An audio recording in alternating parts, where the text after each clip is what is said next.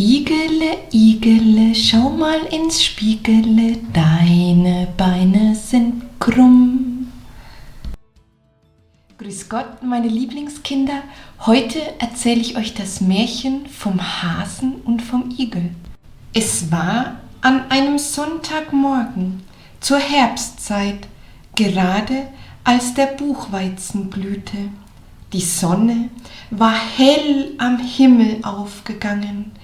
Der Morgenwind ging warm über die Stoppeln. Die Lerchen sangen in der Luft.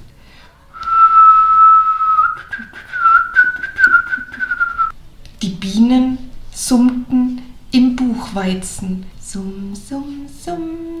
Die Leute gingen in ihrem Sonntagsstaat nach der Kirche und alle Kreatur war vergnügt. Und der Igel auch. Der Igel aber stand vor seiner Tür, hatte die Arme übereinander geschlagen, guckte dabei in den Morgenwind hinaus und summte ein kleines Liedchen vor sich hin. Igel, schau mal ins Spiegel. So gut und so schlecht, wie nun eben am lieben Sonntagmorgen ein Igel zu singen pflegt. Indem er nun so vor sich hin sang, fiel ihm auf einmal ein, er könnte doch, während seine Frau die Kinder wüsche und anzöge, ein bisschen ins Feld spazieren und nach seinen Steckrüben sehen. Die Steckrüben waren aber dicht bei seinem Haus, und er pflegte mit seiner Familie davon zu essen. Darum sah er sie als die seinigen an. Gesagt, getan. Der Igel machte die Haustür hinter sich zu und schlug den Weg nach dem Felde ein. Er war noch nicht weit vom Haus weg und wollte just um den Schlehenbusch, der dort vor dem Felde steht, nach dem Steckrübenacker abbiegen, als ihm der Hase begegnete, der in ähnlichen Geschäften ausgegangen war, nämlich um seinen Kohl zu besehen. Als der Igel den Hasen sah, bot er ihm einen freundlichen Guten Morgen.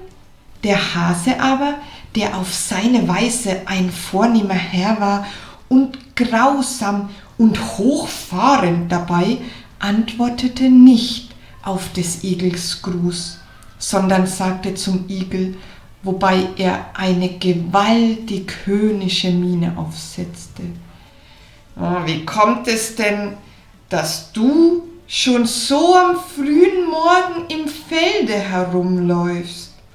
Ich gehe spazieren, sagte der Igel. Spazieren?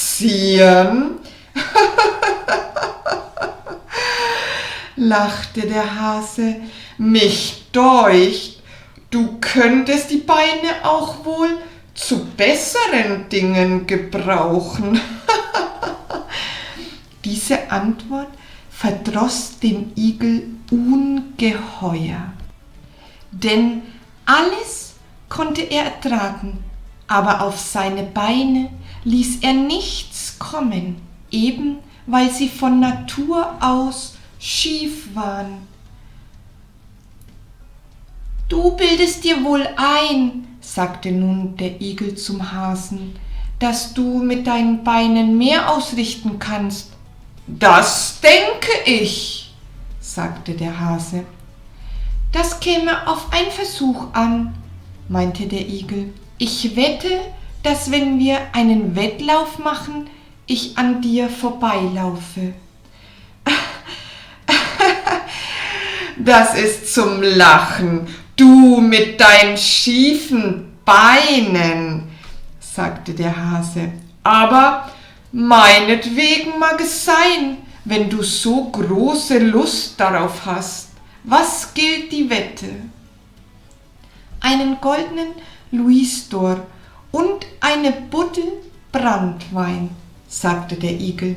Angenommen, sprach der Hase, schlag ein und dann kann es gleich losgehen. Nein, so große Eile hat es nicht, meinte der Igel. Ich bin noch ganz nüchtern. Erst will ich nach Hause gehen und ein bisschen frühstücken. In einer halben Stunde bin ich wieder hier auf dem Platz. Damit ging der Igel, denn der Hase war es zufrieden. Unterwegs dachte der Igel bei sich, der Hase verlässt sich auf seine langen Beine, aber ich will ihn schon kriegen. Er ist zwar ein vornehmer Herr, aber doch nur ein dummer Kerl und bezahlen soll er doch. Als nun der Igel zu Hause ankam, sprach er zu seiner Frau, Frau, zieh dich schnell an, du musst mit mir aufs Feld hinaus. Was gibt es denn? Sagte seine Frau. Ich habe mit dem Hasen gewettet um einen goldenen Louisdor und eine Buddel Branntwein. Ich will mit ihm um die Wette laufen und du sollst mit dabei sein. Oh mein Gott, fing nun dem Igel seine Frau an zu jammern. Bist du nicht recht gescheit? Hast du denn ganz den Verstand verloren? Wie kannst du mit dem Hasen um eine Wette laufen wollen? Halt's Maul, Weib, sagte der Igel. Das ist meine Sache. Marsch, zieh dich an und komm mit. Wie sie nun miteinander unterwegs waren, sprach der Igel zu seiner Frau. Nun, pass auf, was ich dir sagen will. Siehst du, auf dem langen Acker dort wollen wir unseren Wettlauf machen. Der Hase läuft nämlich in der einen Furche und ich in der anderen. Und von oben fangen wir an zu laufen. Nun hast du weiter nichts zu tun, als dich hier unten in die Furche zu stellen. Und wenn der Hase auf der anderen Seite ankommt, so rufst du ihm entgegen, ich bin schon hier. Damit waren sie beim Acker angelangt. Der Igel wies seiner Frau den Platz an und ging nun den Acker hinauf. Als er oben ankam, war der Hase schon da. Kann es losgehen? Sagte der Hase. Jawohl, sagte der Igel. Dann also los. Und damit stellte sich jeder in seine Furche. Der Hase zählte. 1, 2, 3. Und los ging es, wie ein Sturmwind den Acker hinunter.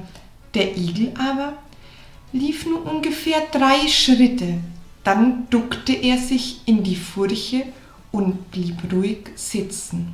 Als nun der Hase in vollem Lauf unten am Acker ankam, rief ihm dem Igel seine Frau entgegen.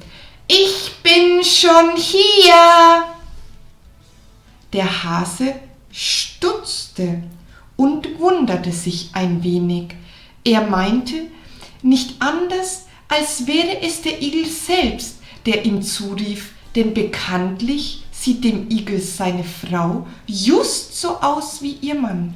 Der Hase aber meinte, das geht nicht mit rechten Dingen zu. Er rief, nochmal gelaufen, wieder rum. Und fort ging er wieder, wie ein Sturmwind. Dass ihm die Ohren um den Kopf flogen. Dem Igel seine Frau aber blieb ruhig auf ihrem Platz stehen. Als nun der Hase oben ankam, rief ihm der Igel entgegen, ich bin schon hier.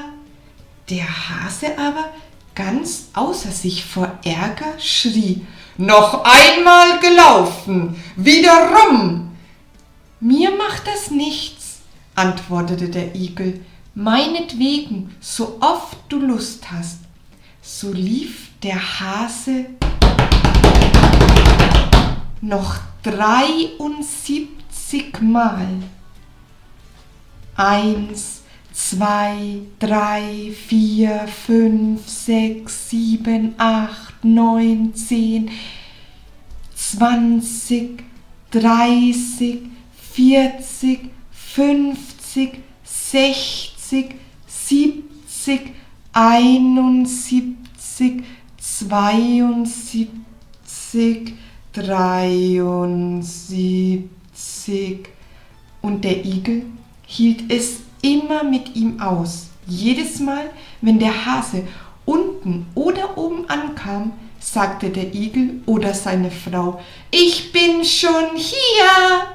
Beim 74. Male aber kam der Hase nicht mehr bis ans Ende. Mitten auf dem Acker stürzte er zur Erde. Bums! Das Blut schoss ihm aus dem Halse und er blieb tot auf dem Platze. Der Igel aber nahm seinen gewonnenen Louisdor-Taler und die Buddel Branntwein, rief seine Frau aus der Furche ab und beide gingen vergnügt miteinander nach Hause. Und wenn sie nicht gestorben sind, leben sie heute noch. Vielen Dank fürs Zuhören. Bis zum nächsten Mal. Und wenn ihr selbst mal zu einem Wettrennen aufgefordert werdet, seid schlau und seht genau nach, wer rennt.